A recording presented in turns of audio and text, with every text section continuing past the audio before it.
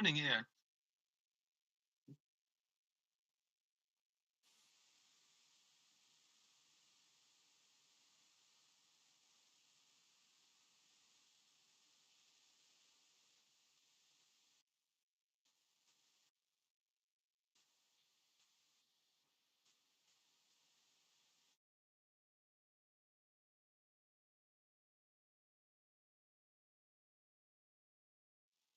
Okay.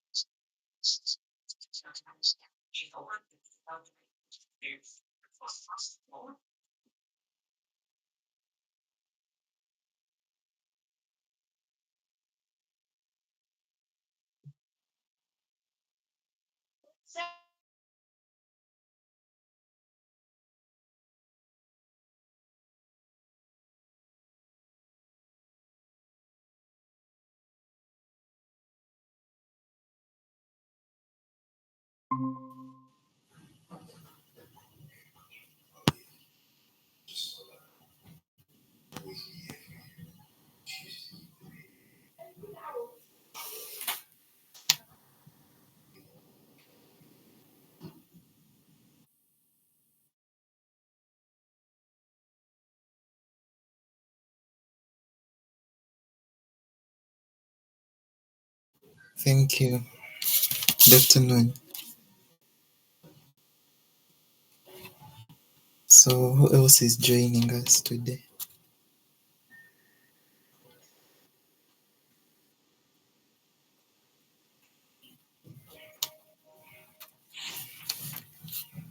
All right, that's okay. Otherwise, even my material isn't that read, but I think I can present. Yeah. Sorry.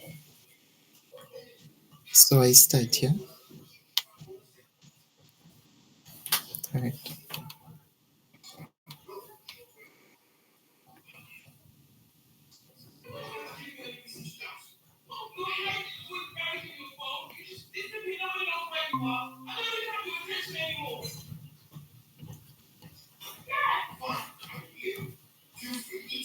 So today I'm going to look at the examples and finding area and volume. Yeah, as I agreed last time. So a quick recap on how to find the area. We first identify the function and then we determine the interval if it's not given. And then we set up the integral, which is the definite integral, yeah, from A to B. Then we sketch the curve to identify the required area, which is optional in this case. Then after we evaluate the integral. So there is an example here, the first one, for y is equal to x squared from x is equal to 0 to x is equal to 2. Yeah, we see from here, yeah, we can think we are aware that integrating x squared is x cubed over 3. Yeah, so then we substitute for the bounds and then we get the area, which is approximately 2.6667 units, because there are no standard units here, we just say units. Then another example, exponential power negative x from x is equal to 0 to x is equal to 4. Yeah. Okay, sketching this curve would be difficult, but yeah, this is what it would look like. Here I had used certain tool to plot. So for this, I think we know how to integrate exponentials. They I think the simplest.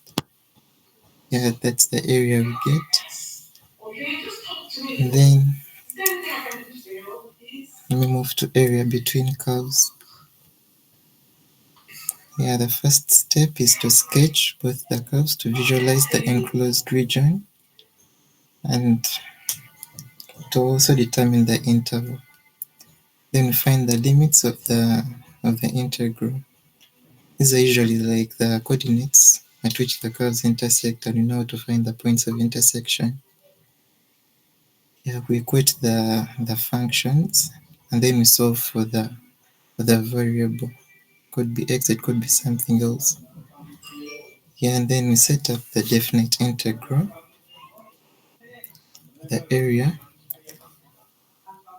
which will be the first function, which you say the upper function minus the lower function. Or if we don't know which one is the up and the low, we just use the magnitude of the subtraction. And then we evaluate the integral. Sorry about the background noise also. And then this is an example of area between y is equal to root of x and x squared. Yeah, we first find the points of intersection. We equate root of x to x squared, and then we solve for x. The two values of x will be the points of intersection. Yeah, of intersection. Yeah, and then find the magnitude of the difference. And then we evaluate the integral, and it would be equal to it would equate to a third, but here I just approximated it to a decimal. 0.333. Then another example of area between two curves. There could be more than two curves, but here I'm using two because it's the commonest scenario. So here it is the area between y is equal to cos x and y is equal to sin x. The area required here is here I was given the bound. That's why it's not okay. The shaded area is is the region that is required. Here there is no point of finding the points of intersection because we were already given the bounds from x is equal to 0 to x is equal to pi over 4. So we just evaluate the area as the difference of the two curves. Then the area would be approximately equal to 0.1414. It's a recurring decimal. And then started looking at volume by revolution using integration. Integration allows us to compute volumes of complex 3D shapes summing up to infinitely small thin slices. Here there are three methods. There's the disk method, the shell method, and I've forgotten the very last one, but I was going to look at it. So the disk method is the commonest one, I think. This is where we rotate a single curve around the x-axis or y-axis. There is no hollow center here. We'll look at that in another method. And for instance, rotating a semicircle arc, yeah, around an axis to form a sphere.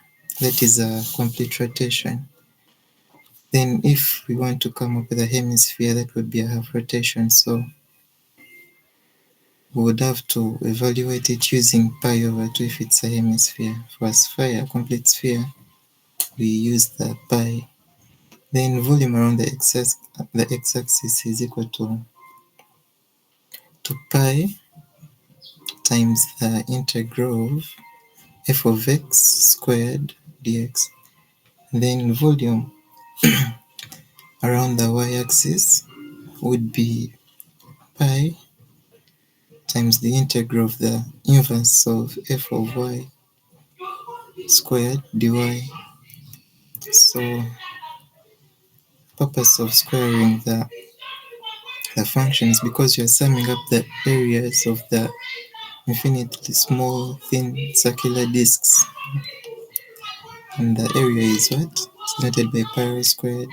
So that pi is the one that is outside, then the r is like the function. I don't know if it makes sense. Where the radius is given by the function's value at each point. The pi emerges from geometry of circles for complete rotation. Yeah, I think that makes sense. Then yeah, this is the Washer method for hollow volumes. Yeah, this is used when rotating the area between two curves around an axis, which creates like a hollow shape. And the volume is denoted by that formula. Yeah, pi. Okay, there's a simpler way of writing this. B pi times the integral from a to b into the difference of the squares of the functions. Yeah, here just split it. I think that makes sense. This would be better, okay, represented or pictured using a 3D graph. Yeah, but anyway, I think this would also make sense. So the first example, you're rotating sine x around the x-axis from 0 to pi. We know that, okay, if we had to find the area it would be, or just plotting y is equal to sine x, it would be like, how can I say it? It would be like an arc, okay, with one what? I don't know how to best explain it. But it would be like an arc which is a half cycle. I don't know if that makes sense from 0 up to pi. It would be an arc of half a cycle, I think, yeah. So the y-axis, sorry, the x-axis is the line y is equal to 0. I think it's this center here. So finding the volume, yeah, it is pi from and times the integral from pi to 0 into the square of the function sine x dx. Then we evaluate it, and yeah, the volume would be 4.8690 units. Yeah, I think that's what I have. I was still continuing, so but anyway, that's what I have for this week. Sorry, I was a bit caught up, but I didn't want to miss for the third consecutive time.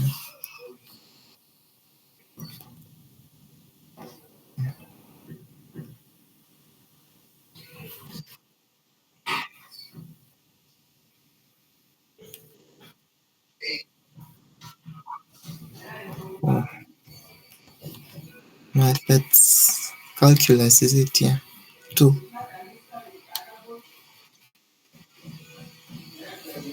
Right. I think up next it would be volume isn't a very important concept, but it's something that we could look at. Otherwise, I was supposed to proceed to sequences and series after this.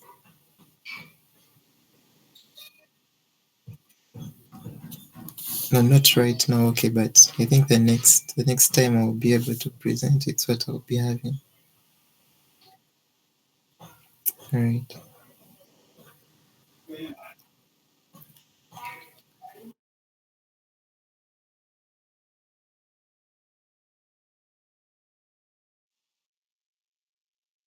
All right, I think I can go next, right?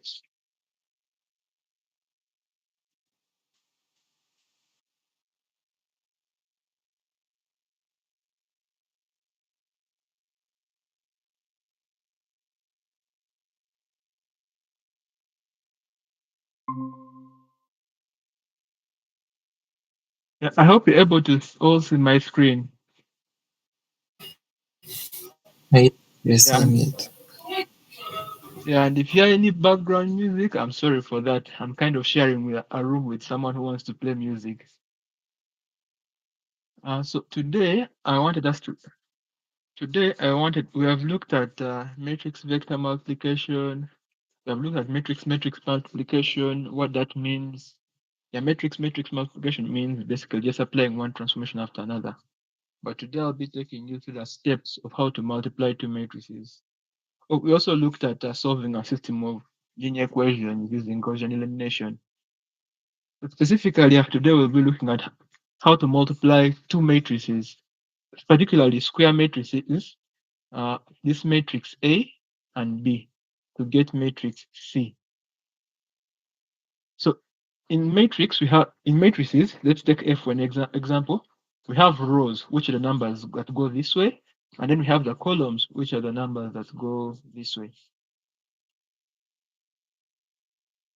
So I just drew this square grid such that we can easily visualize where the numbers would have been. And for this, we are going to sort of use while we're multiplying, we're going to sort of use something like coordinates in terms of rows and columns. For instance, let's consider the number here. Let's call this A. Its coordinates will be the first row, that's 1, and the first row, which is this, and then the first column, which is that.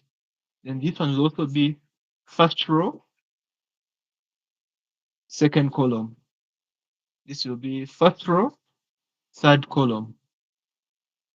First row and fourth column, and so on, depending on, let's say if this was maybe 10 times 10 matrix, the logic would continue. So following that logic, we can easily say that A here would be in the third row. This is a 1, 2, 3, 4.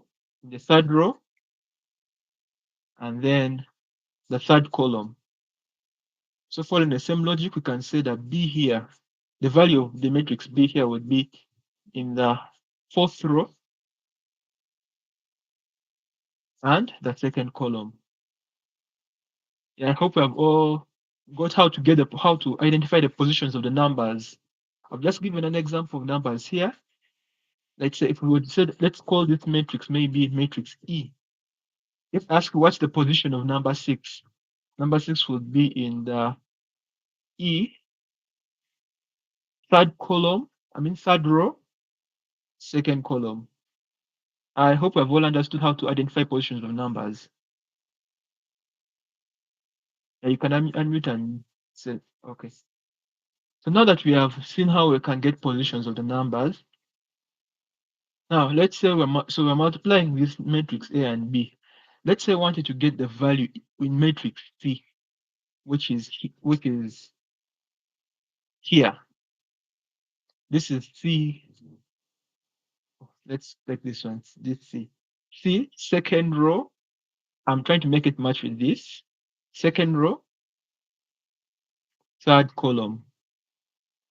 So to get the value of the value here, we'll need to multiply these two vectors. The second row of A and the third row of B. The third column of B. Let's say maybe instead we wanted to get the one here, which will be the value of C here will be in the fourth row, second column. That would mean to get this value here, we multiply the vectors A, fourth row, which is this, second column of B. We multiply the values here to get what value would sit here. And the same applies for all the others. But for now, I'll just focus on this one. To second row, third column.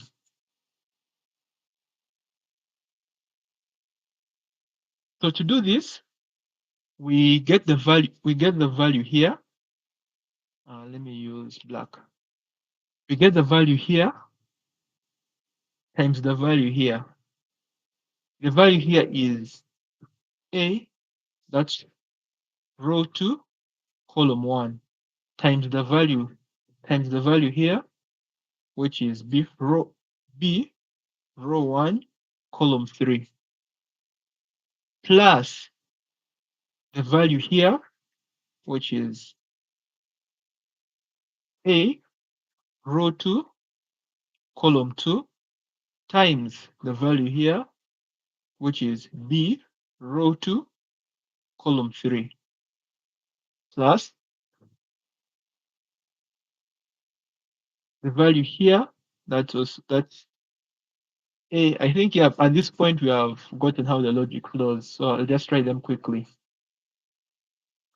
A, that's row 2 column 3 times B, which is here, row 3 column 3, and finally plus here, which is A row 2 column 4 times B here, which is row 4 column 3.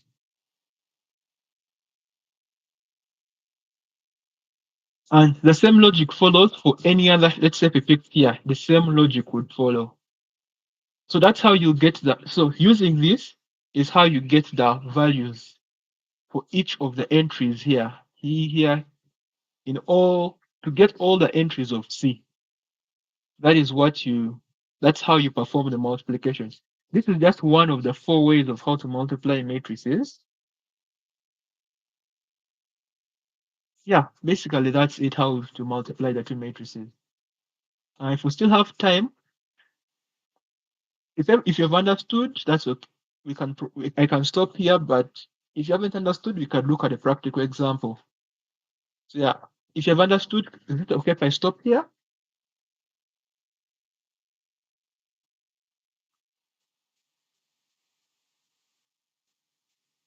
Okay. Yeah, so yeah, that's what I had for you today. Yeah, previously we looked at the geometric nature of matrices, how to apply what applying transformations mean, but not doing it mathematically step by step. This is how you multiply two square matrices, A and B, to get C. That's the process you follow for each entry of, or for each entry of C. That's you follow these. Yeah, that's what I had for you today. Okay, thank you, Mark and Cody.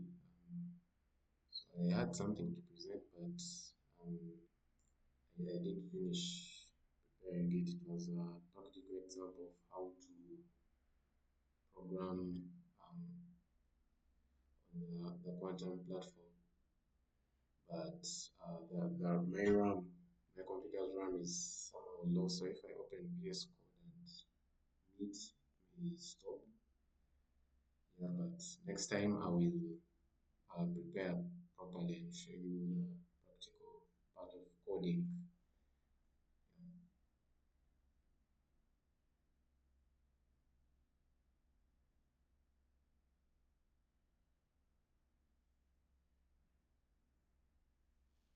Oh, yeah, could you repeat the last thing you said? I had an interruption, an external interruption, and I Oh, wasn't okay. able to hear what you just said. Oh, okay. Today I was supposed to show you the practical part of coding a quantum computer using IBM's Qiskit and our and your own computer. Um, but unfortunately, I didn't have the full outlay because my computer had issues with the RAM, so presenting VS Code would disturb me. But maybe just I can just talk about how to set up maybe VS Code with uh, your VS Code with quantum computers of IBM.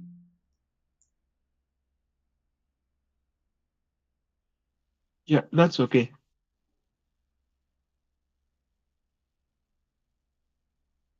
All right, let me just share my screen shortly. Then um,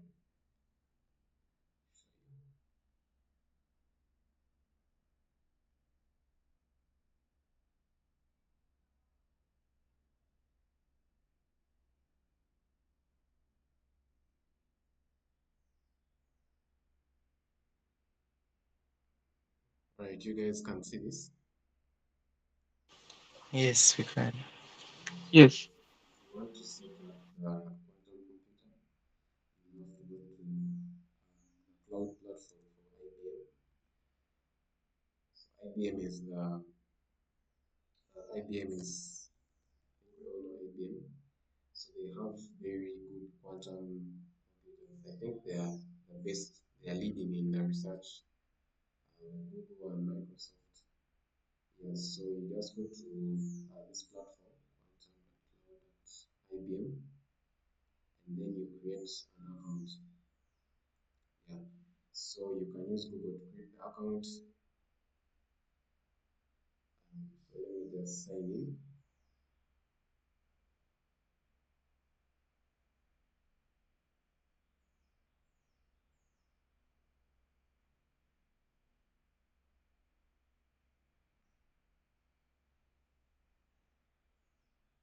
Yeah, so basically this platform helps you connect with the quantum computers that are out there. So for example, this is the page. So in the real world, they can give you an actual quantum computer, but the only problem is that it has limited time. So for example, this one has only 10 minutes per month. Yeah, so it's very expensive to run a quantum computer. Yeah, that's why it's expensive. And if you want to pay, I think a minute, buy a minute, I think it's about $50. Then they have these quantum computers that are available. You can see these ones, IBM Brisbane, Sherbrooke, and all that. And you can see the number of qubits each computer has. So 127, 127, 133. That's how strong their CPUs are. Actually, they call them QPUs. Yeah, so the major thing here is getting an API. So if you want to get your API, search for it. You go to Chrome, then you go to API, view all.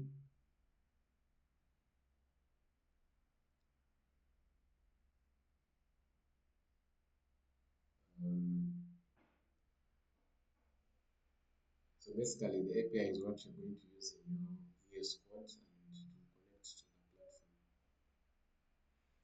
But I was told that it's better to use a simulator than the actual resource. So you should only use this when you're going to do actual work than finishing your 10 minutes they give you.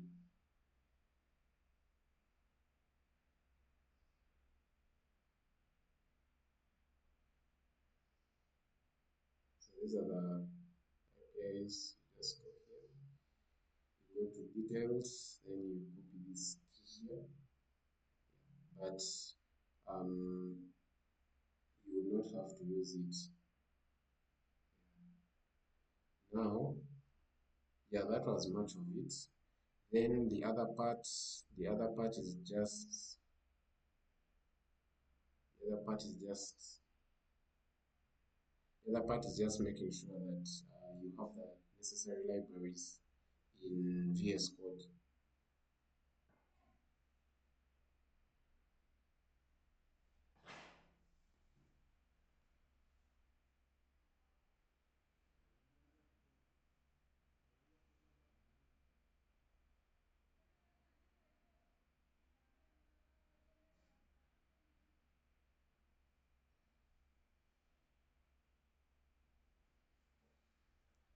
Yeah, so the other part is just making sure you have the necessary libraries in VS Code. You download Miniconda. Miniconda is a short version of Anaconda. And the reason is because of all those libraries in Python. So you guys can see this screen in VS Code. Yes, you can see it. Yeah, so when you install Miniconda, uh, I will send a link to the group of how the installation is supposed to be. But you will be working in kind of like a notebook kind of outlay. So you install the necessary libraries like Qiskit,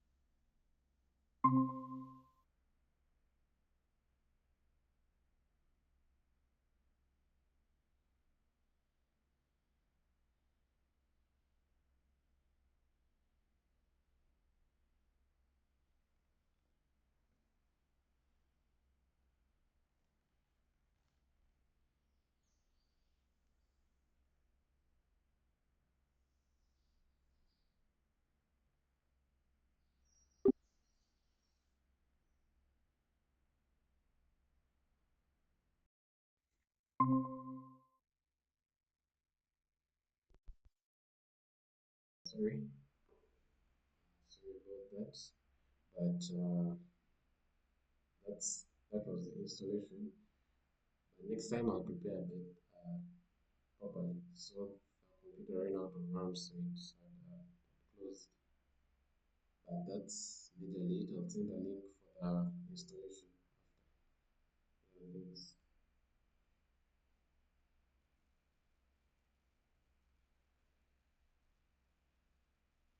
Okay, thank you for sharing. You're welcome.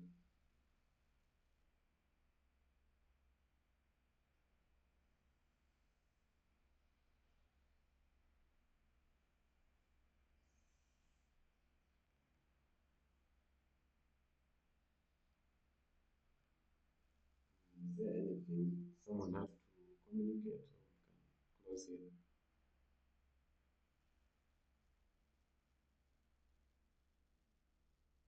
I think we can close here.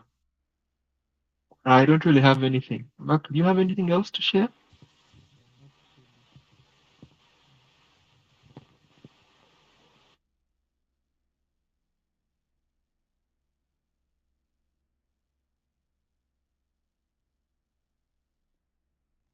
Yeah, I think we can end here.